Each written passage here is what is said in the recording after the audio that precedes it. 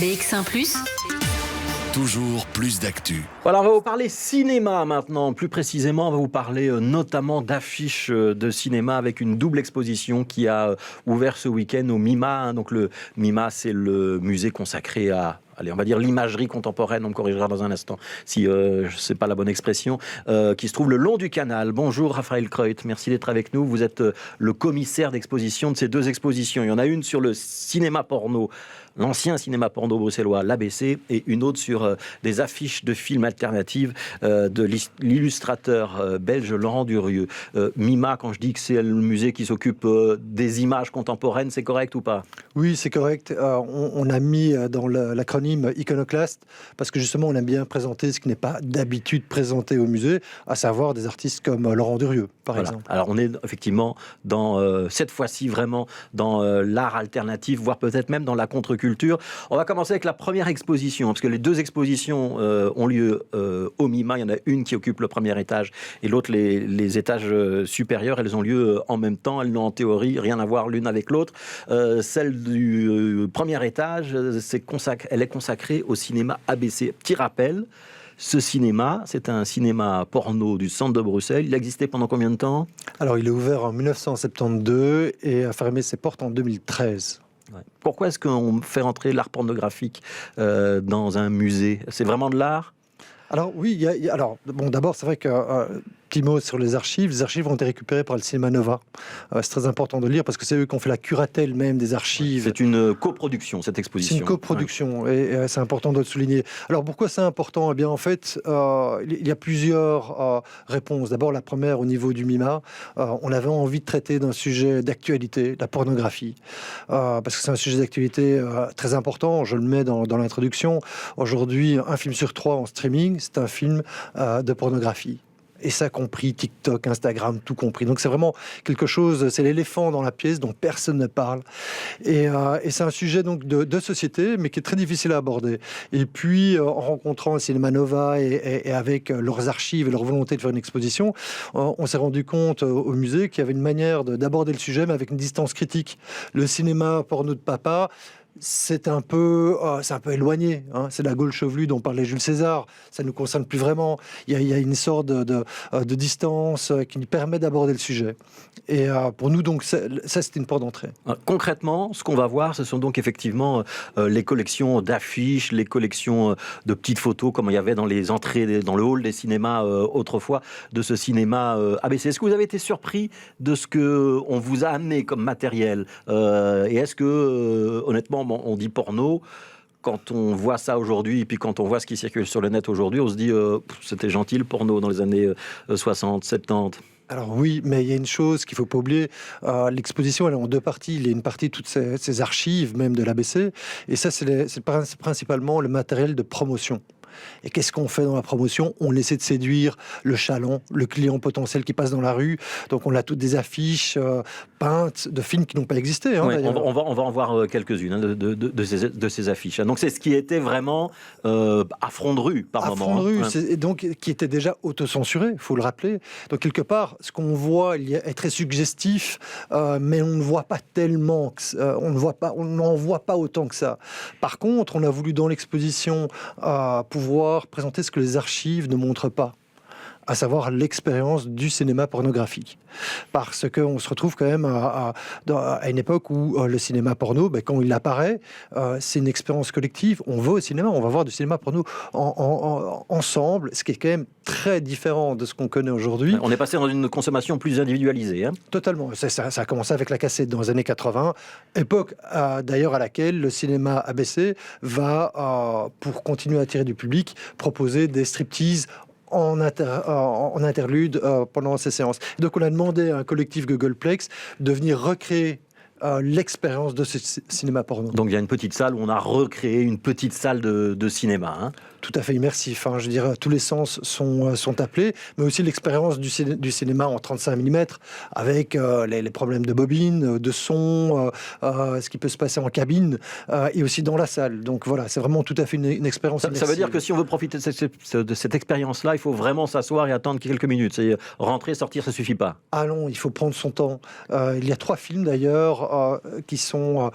je ne vais pas vous dévoiler toute l'installation, mais c'est vrai qu'il y a des films montés à partir des coupes censurées de films porno, des teasers de films porno dans toutes les langues, et aussi à l'entracte, eh bien de nouveau un striptease qui était rejoué par une des stripteaseuses de l'ABC. Oui. Alors c'est pour les majeurs seulement, j'imagine. C'est pour les majeurs seulement. Là, il n'y a pas de doute. On est vraiment dans quelque chose qui est totalement pornographique et qui est à la fois une installation. Je parle de cette installation parce que c'est celle-là qui, évidemment, justifie l'interdit de moins de 18 ans.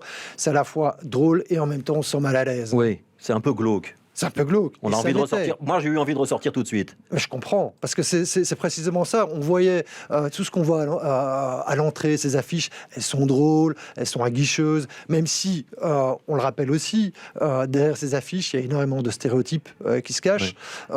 Donc c'est hétéronormé, c'est macho. C'est macho et c'est parfois raciste. C'est carrément raciste. Dès qu'il y a des gens de couleur, là, on est dans des clichés qui sont insupportables.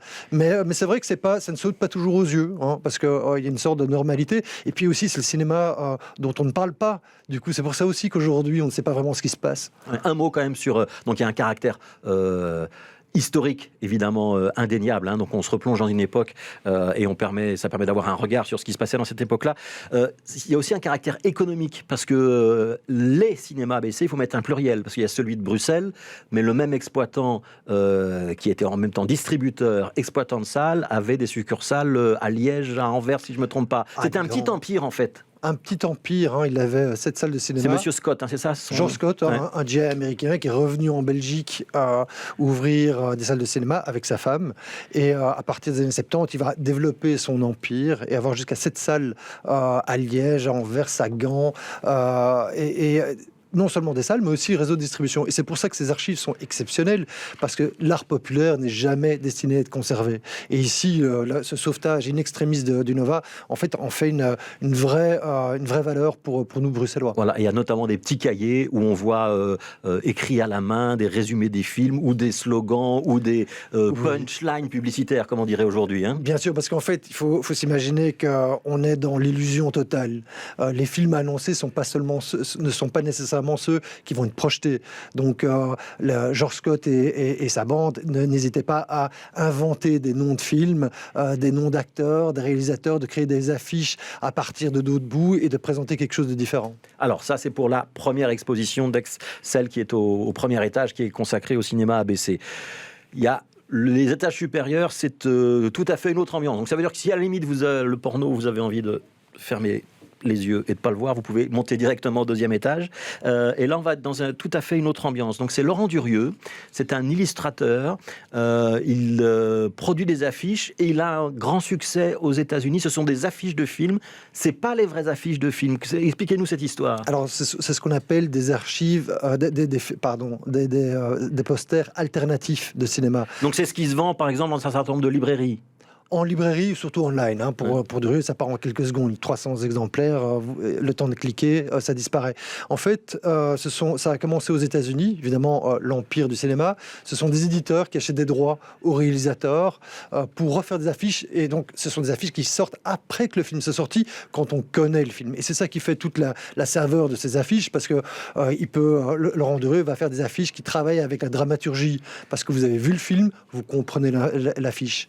Et c'est ça qui est très amusant dans toutes ces affiches. Et puis aussi, je dis parce que Laurent Durieux est très connu aussi sur le web, donc on peut penser qu'on connaît ces affiches, mais vraiment, je vous invite, ces affiches où il faut pouvoir mettre le nez dessus pour véritablement voir le détail et les histoires qui s'y racontent. Ouais, on va voir quelques-unes de ces affiches. Donc, il y a des grands noms du cinéma et des grands films. Il y a du Spielberg, notamment, il y a du Coppola.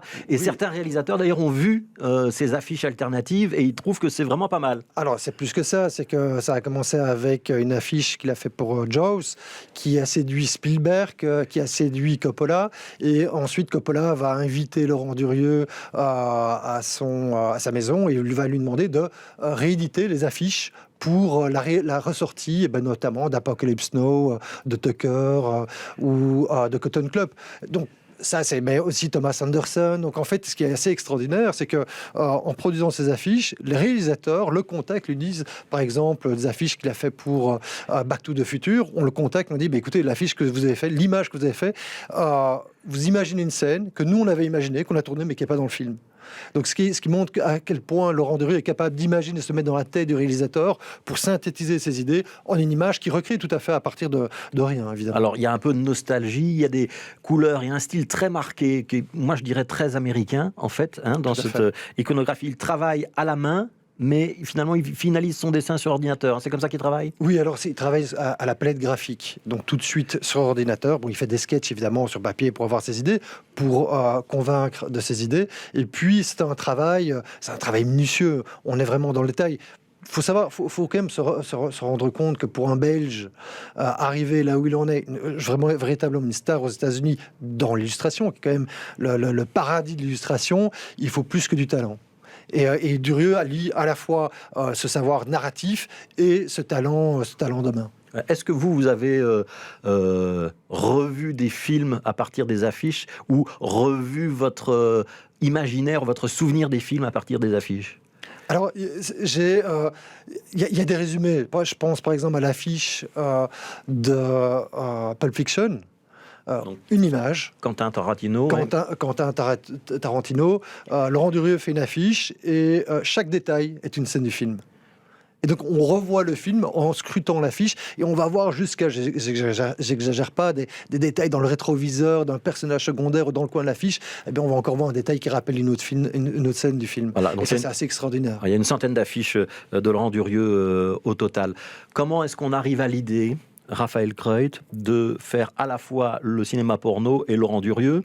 Et est-ce que Laurent Durieux a dit « Ah, chouette, je suis au-dessus du cinéma ABC » ? Alors, l'idée, c'était de faire évidemment l'ombre et la lumière dans le cinéma.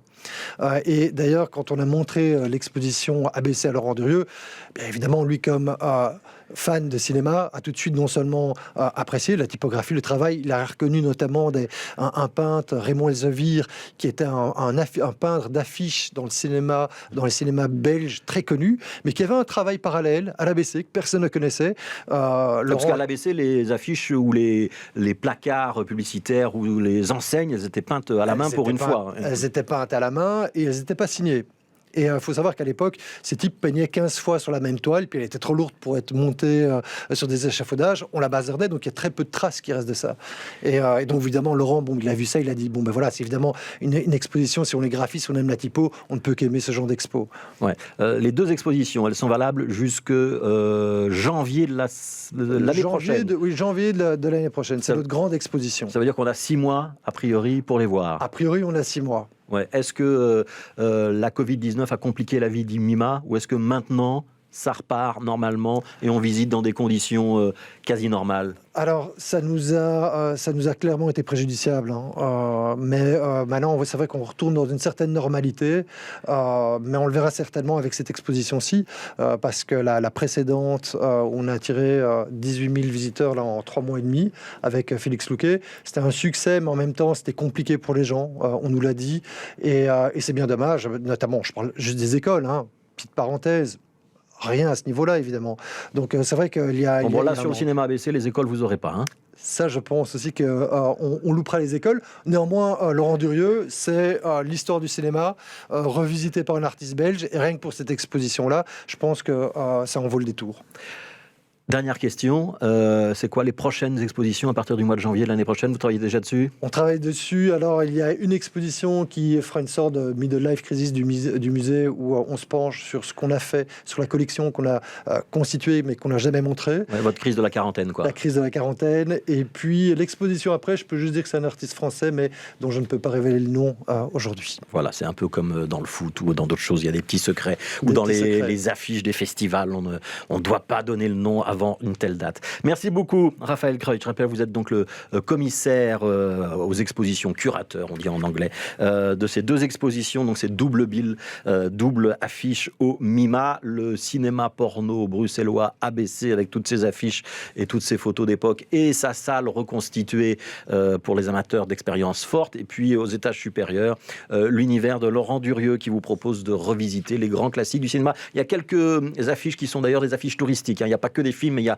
essentiellement des films dans cette exposition de Laurent Durieux. Merci beaucoup, Raphaël Kreutz, d'être passé dans les studios de BX1.